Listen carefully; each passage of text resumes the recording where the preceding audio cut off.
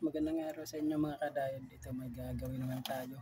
Gagawa tayo ng electric fan. Palit bushing tayo. Ituturo ko sa inyo kung paano palitan ng bushing. Tara, buksan natin to.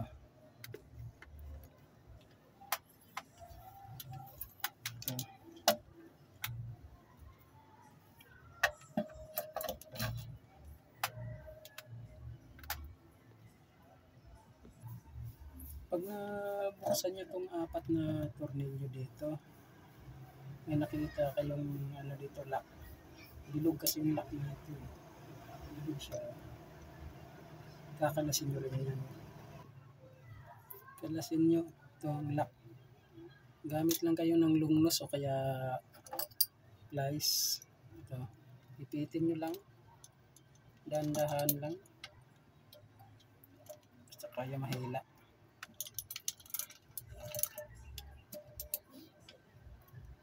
Tigas kaya pagawang. Ayan na siya. Ito, natanggal na siya. Ito, yung lock.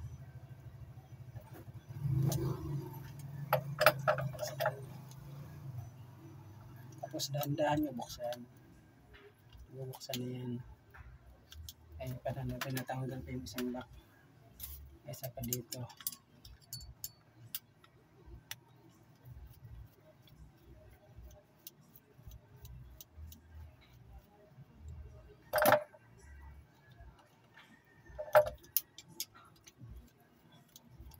Ingatan niya lang. Tapos mamaya tutorial ko sa inyo kung paano dahan-dahanin natin pag kalas nito. Ayan na. Dahan lang, ingat lang. Ito nito.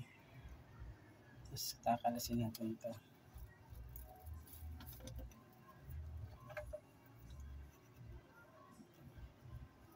Matigas lang. Lagyan natin ng langis. Ayan na guys, nakalas na natin. Ito. Tapos bubuksan natin yan.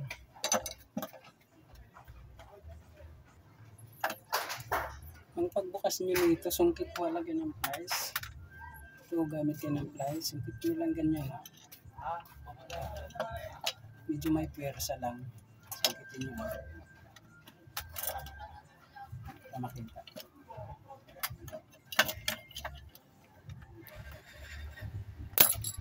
Yan. Ligwat nyo lang. Pagkaligwat nyo, sama na lahat dyan. Ayan. Sama na siya. At itong bushing niya. Kasi yung pumya, durog. Durog pa. Palitan natin yan.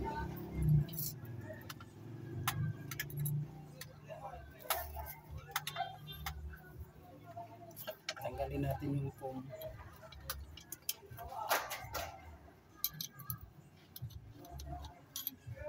Kalinis nyo sa loob. Kailangan linisan para matanggal yung mga tirangkol kasi kakalag din yan. Kaya makinis siya.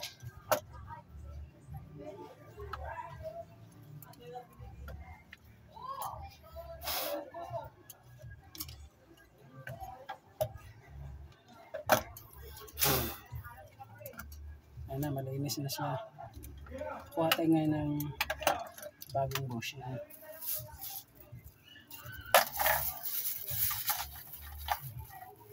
Itong bushing yung maliit. So ito kapalit natin. Flash lang yung walang ulo. Kasi walang ulo.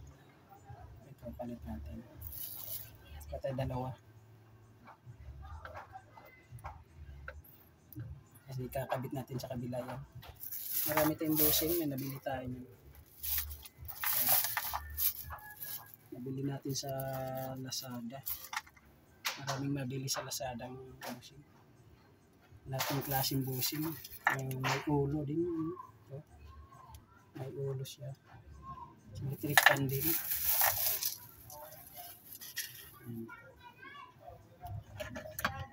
Tapos lalagay nyo dito. Ayan, lagay nyo ganyan.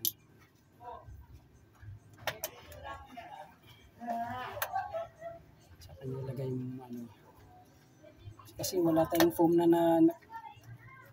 stock dito. Palitan natin ng para-paraan. bulak. Hanap tayong bulak. Ito, nakakuha tayo ng bulak. Ito. Yan, ilalagay natin dyan. Yung sa mga, ano pala, sa mga bukid, sa mga sulok na o mataas ng lugar na walang mapagbilhan. Ito gagawin nyo, kuha kayo ng bulak. Itong gawin yung pum kasi madurog na yung pum pag binuksan nyo yan, durog na yung pum. Kaya ito gagawin yung pum. Importante kasi yung mais yung nag-a-absorb ng init. Yung lalagyan ng langis. Nag-a-absorb ng init yan. Kaya ito ilalagay. Yung mga ano lang naman talaga eh. Kung wala talaga makuha ang ibang mabila o yan, walang mabilan, malayo ang tindahan. Para-paraan na lang. Tulad nito, lalagyan na lang ng bulak. Pwede na yan. Mas ano nga itong bulak kasi matagal ito ina-absorb niya yung ano at saka matibay siya. Na-absorb niya yung langis.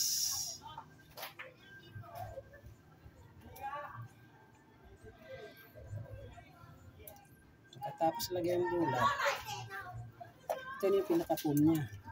Bulak. Lalagyan nyo ngayon ng langis yan. Yung paligid niya. Yan. Punuin nyo lang ng langis. Huwag masyado. Yung hindi man kung napuno, basta hindi lang siya umapaw. Tama lang na mapuno siya. Ma-absorb lang ng bulak. Yan. Para di umaba yung video natin, skip muna natin. Pagbalik nyo pala ng itong flower lock nya, babalutin nyo lang konti ito dulo para hindi kayo mahirapan. Nyo lang konti para hindi mahirap pagkabit doon. Yan nyo lang yan ang ginagawa ko. Ibaluktot nyo lang konti.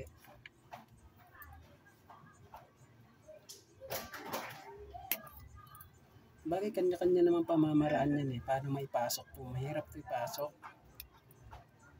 Mahirap ito siya ipasok. Sa akin na kasi kinukurba konti. Tapos pupukpukin ko na lang doon.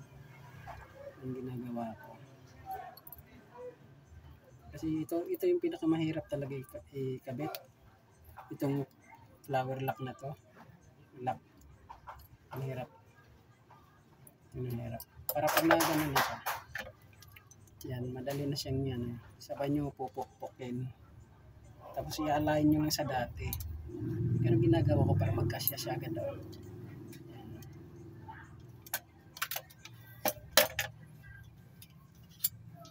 Tapos purasahan nyo lang tulak.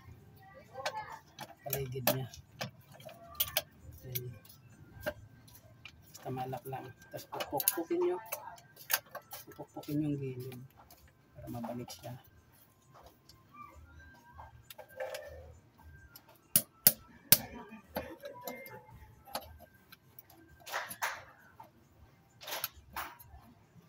Dandahan ang pukpuk.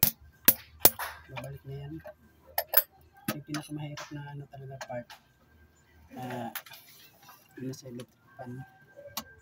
Tulak nyo lang ganun. Tsagaan nyo lang.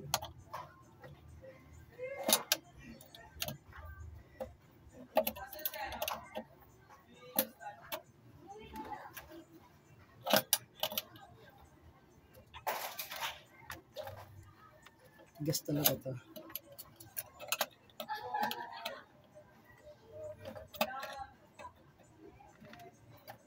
Pawisan ka nito pag nag-ano ka.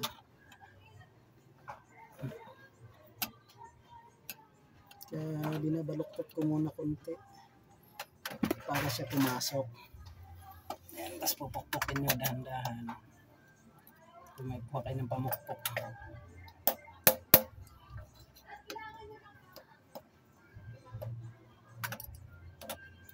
Yung gilid, pinakagilid lang niya.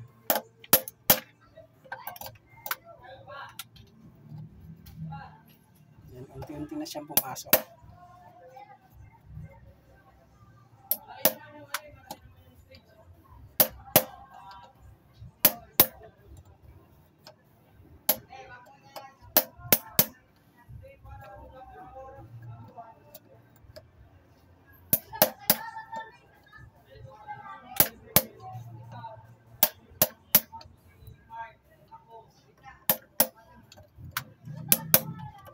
pumasok na siya.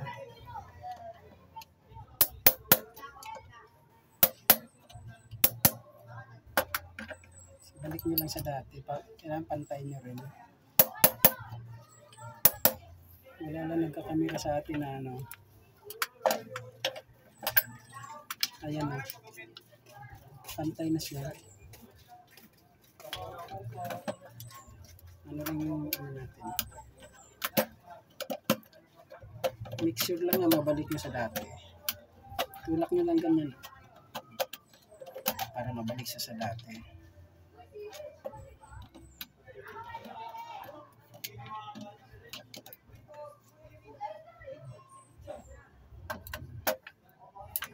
Kanya na. Ganun din dito. Pag-lock nito. Dahan-dahanan nyo rin. Ikurban nyo lang ng kaunti yung dulo. Yung kaninang ginagawa ko. Ipakurban nyo lang ganun. Kurban nyo lang. Yung pinakadulo lang ha. Pinakadulo.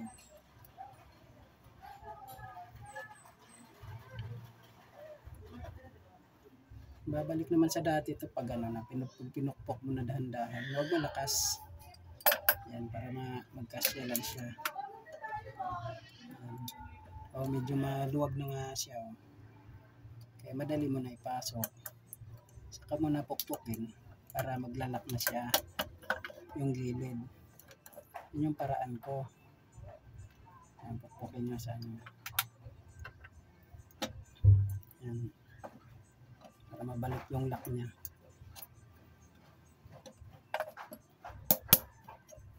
Ito yung nag-ano sa lock niya.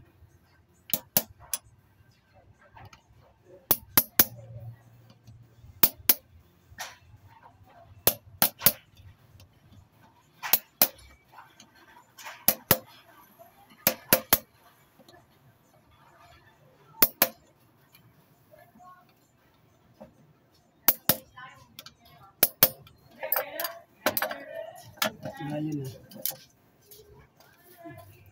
Bumalik na siya sa dati. Para siyang bago. Kanya-kanya ka ng pamamaraan na paglagay nito. Yun lang sa akin para madali. Yun ay kukurba ko. Madali para sa akin. Sa bagay sa inyo, diskarte nyo na yun. Sa akin, tinuturo ko lang. Kung saan ako napadali nito. Ayan, okay. Ganun yung gagawin nyo sa kabila. Yung tinuturo ko sa inyo. Pag ano, nahirapan kayo, diskartehan nyo na lang ng ibang diskarte. Ganun ang ano, madali para sa akin. Maraming salamat sa panonood. Hindi ko na ipakita yung ikabit ko ito. Pinakita ko lang kasi sa bushing lang tayo nagpo-focus. Kaya okay naman siya. Tinuturo ko na sa inyo kung paano napadali sa akin. Kaya maraming salamat sa panonood sa inyo. Have a nice day.